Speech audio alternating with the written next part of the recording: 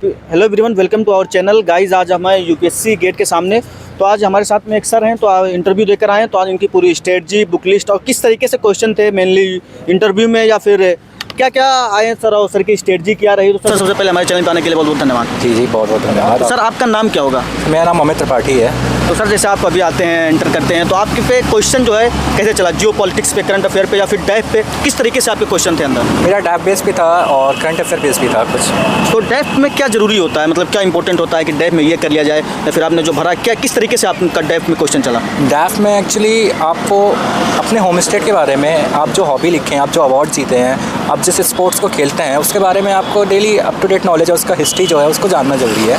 ये डैफ कैसे बनना चाहिए सर?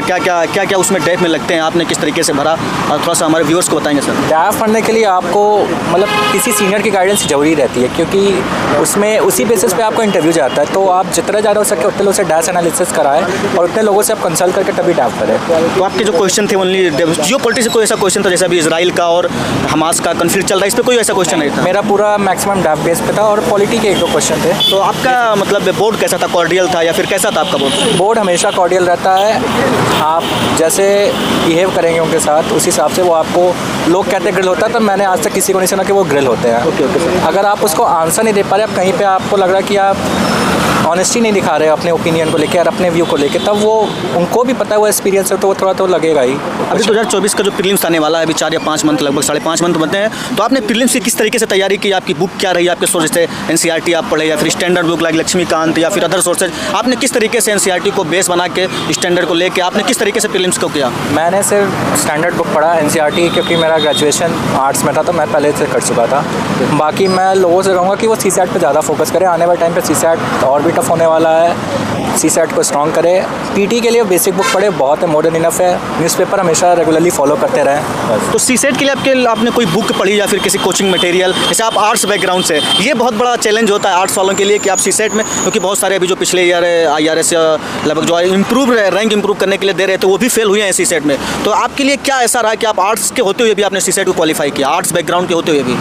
एक्चुअली होता क्या है कि लोग सीसैट को एकदम लास्ट टाइम पे, लास्ट मोमेंट पे पढ़ते हैं। तो मेरा ये मानना है कि आप कम से कम 2-3 महीने दो, जितने टेस्ट पेपर हो उसको सॉल्व करो, और फॉर्मूला आप क्वेश्चन के पैटर्न को समझो, PYQ देख के कि कैसे क्वेश्चन आ रहे हैं, उस हिसाब से ही आप कर पाओगे। रैंडमली आप ये नहीं कि एग्जाम के 1 हफ्ते पहले आप सीसैट उठाए कि आप चलोगे, वो तो नहीं होने वाला है। आर्ट्स वालों के लिए एक बहुत बड़ा चैलेंज होता है मैथ का। तो आपने मैथ को किस तरीके से लिया, और कंप्रीहेंशन को? जैसे आप कंप्रीहेंशन तो आप कर लेंगे, लेकिन जो आपका मैथ होता है कि आप आर्ट्स बैकग्राउंड से, आपका मैथ, आपने किस तरीके से मैथ को टैकल किया?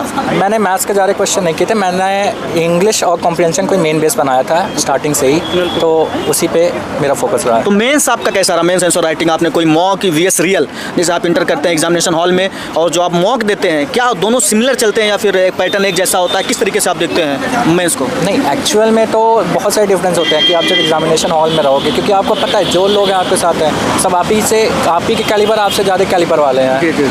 तो आपको क्या करना है कि प्रैक्टिस करते रहो जितने ज़्यादा हो सके, कि क्वेश्चन की डिमांड को समझ सको, उसको तोड़ना समझ सको, स्ट्रक्चर पे काम करो, कंटेंट आपके रेडी हो, तो आंसर राइटिंग तो ज़रूरी है करना। तो आपका ऑप्शनल क्या था सर, और आपने ऑप्शनल को किस तरीके से टैकल किया, पेपर 1, पेपर 2? क्योंकि जो आपका रैंक डिसाइड करता है वो करीब ऑप्शनल और इंटरव्यू और मेंस आंसर राइटिंग, तो आपका ऑप्शनल कैसा था? ऑप्शनल मेरा पब्लिक एडमिनिस्ट्रेशन है। मैंने ऑप्शनल की बेसिक बुकें पढ़ी और बाकी मैंने कोचिंग के मटेरियल को भी रेफ़र किया। करंट अफेयर के लिए मैं पेपर से जो सिलेबस के टॉपिक के अकॉर्डिंग है उसको मैं अलग से बनाता था, उसी को मैं पढ़ के गया। जितना ज़्यादा हो सकता है उतना मैं वैल्यू एडिशन किया। पेपर 2 को जो मेनली थोड़ा एप्लीकेशन बेस होता है। जैसे बहुत से सर टॉपर्स बताते हैं कि जब आप मेंस आंसर राइटिंग करते हैं तो उसमें वर्ड आता है क्रिटिक एनालाइज, या फिर कमेंट, या फिर एनालाइज, तो आपने किस तरीके से इसको तोड़ के आपको समझा कि यहाँ पे क्या करना है, कैसे आपने किया? वो तो प्रैक्टिस के साथ हो जाता है कि हाँ, कीवर्ड्स का बहुत बड़ा रोल होता है। जैसे जैसे आप कीवर्ड को समझेंगे कि कब क्रिटिकली एनालाइज यूज़ हो रहा है, कब एक्सप्लेन लिखा है या कब एलिसिटेट हुआ है, वो सबका अपना अपना महत्व है। PYQ आप जब क्या आपके जीवन में कितना इंपॉर्टेंट रहा? आपने PYQ किया या फिर डायरेक्ट आप जो है मतलब तैयारी करना स्टार्ट कर दिया, या फिर सिलेबस को समझा? किस तरीके से आपने PYQ किया, या फिर आप मॉक डायरेक्ट दे के चले गए? नहीं, मेरे लिए तो PYQ ही बेस रहा है। मैं PYQ पे ही पूरा निर्धारित था, PYQ पे ही करके मैं आगे आया हूँ। मैं कोचिंग के टेस्ट सीरीज से ज़्यादा PYQ पे ज़्यादा फोकस करूँगा कि PYQ को आप ज़्यादा फोकस करें। तो आपने कितनी बार लगभग PYQ पढ़ा? आपने कहा कि सर जो मॉक से अच्छा है कि आप ज़्यादा से ज़्यादा PYQ दीजिए, तो आपने कितनी बार आपको PYQ को आपने पढ़ा होगा? मेंस के लिए आप टॉपिक वाइज जितने टॉपिक हो सकते हैं आप उतने आप कवर करिए। पीटी के लिए तो आपको PYQ बार बार देखना पड़ेगा, क्योंकि आप तब एग्जामिनर की मेंटालिटी समझ सकते हैं कि कैसे वो क्वेश्चन आ रहे हैं, कहाँ से फ्रेम कर रहा है, कहाँ पे आपको एलिमिनेट करना है, ये सब आपको बार बार PYQ देखने से ही होगा। तो अटेम्प्ट ये आपका कौन सा था, और पहला या दूसरा या फिर फर्स्ट इंटरव्यू, कैसा आपका कौन सा अटेम्प्ट था? ये मेरा 4th अटेम्प्ट था और पहला इंटरव्यू था। तो ये जो आपकी कमियां रही 3 अटेम्प्ट तक, तो वो कमियों को आप दूर करके आप यहाँ तक आए हैं, तो क्या मैसेज होगा कि ये कमियां ना करें या फिर इस तरीके से करें जो हमारी कमियां रही हैं, उस गैप को आप भर के आप यहाँ इंटरव्यू तक आए हैं, तो आपकी कमियां क्या रही हैं? मेरी कमियां मेनली थी यही CSAT वाला, जिस पे मैंने बहुत ज़्यादा काम किया। मैंने 3 महीना CSAT पे दिया, तो मुझे लगता है कि CSAT इस समय मेजर हर्डल होने वाला है, स्पेशली आर्ट बैकग्राउंड के स्टूडेंट को।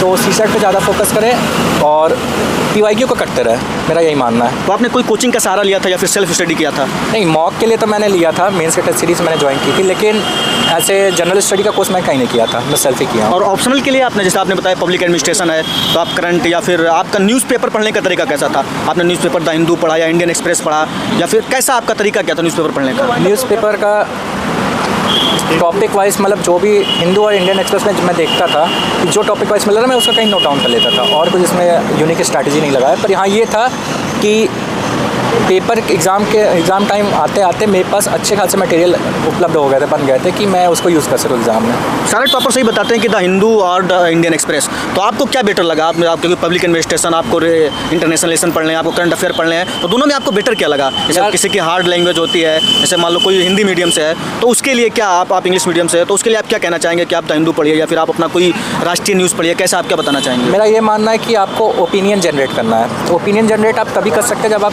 दोनों साइड के किसी भी पहलू को देखें। तो मैं तो यही सजेस्ट करूँगा, जो इंपॉर्टेंट मुद्दे हों उसके लिए आप दोनों पेपर या जितने ज़्यादा हो सके, राज्यसभा टीवी हो गया, ऑल इंडिया रेडियो हो गया, आप उसको सुनते रहें, ओपिनियन अपना बनाएं। ओपिनियन को अपना के ही केवल मेंस में काम आएगा, इंटरव्यू में ओपिनियन का बहुत बड़ा रोल है।